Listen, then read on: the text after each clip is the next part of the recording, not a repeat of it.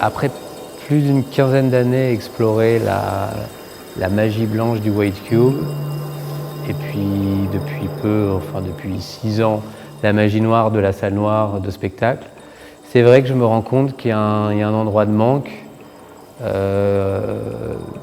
dans ma pratique ou de manière générale dans les choses que je vois, qui serait peut-être un endroit que je qualifierais de magie grise, de zone grise, qui serait une sorte de nouveaux regards à inventer, qui serait entre celui du regard que l'artiste porte dans l'atelier ou sur un plateau de spectacle. Jusqu'à présent, mon travail de plasticien était vraiment celui d'un sculpteur d'exposition, avec un rapport très intime aux objets et aux relations homme-objet.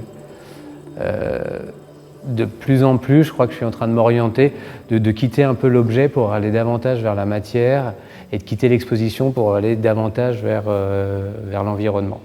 Et c'est vrai que les déplacements et les regards, c'est vraiment un endroit que j'essaye de chorégraphier de plus en plus et de considérer l'exposition non pas comme un lieu qui abrite des sculptures, par exemple, dans mon cas, mais véritablement dans un environnement, des environnements à penser, des environnements à partager, des environnements à regarder.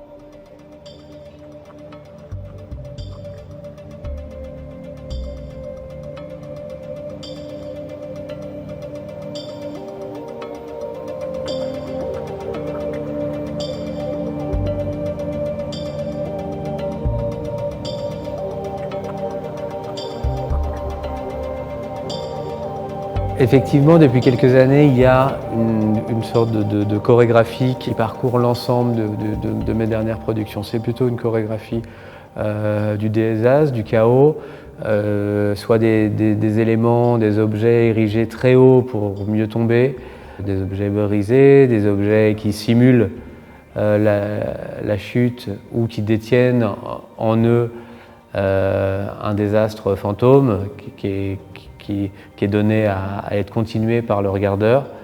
Là, effectivement, dans Ballad of Disaster ou ici, présentement, dans Nécrocéan, je travaille davantage au sol, sur des objets tombés ou excavés, ou soit au sortir du sol, soit qui sont en train de s'y enfoncer.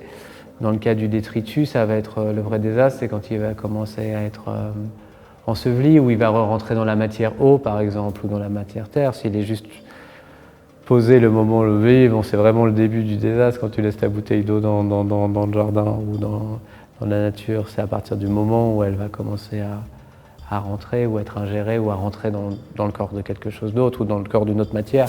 Plus qu'un travail de dénonciation ou de critique écologique, c'est plus un regard aussi, c'est un autre endroit de regard poétique sur le désastre.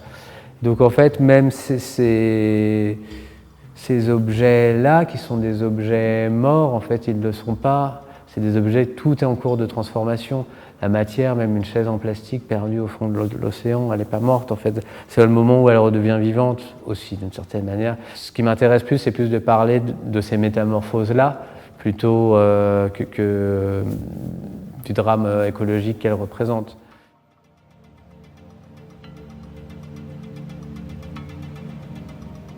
Du coup, la pièce La possession du monde n'est pas ma priorité, dont je présente ici quasiment en fait le début de la collection. C'est une pièce maintenant qui regroupe à peu près 700 spécimens qui sont présentés sous forme de diverses collections. Donc c'est vraiment une collection en continu. Donc non, je ne savais pas que ça serait une pièce que je perdurerais comme ça, un geste de collectionneur que je perdurerais. Après voilà, ce titre c'est une énigme, c'est une vérité ou un mensonge, on ne sait pas. Parce que peut-être que la position du monde est ma priorité, au contraire. C'est en même temps terriblement prétentieux et très humble.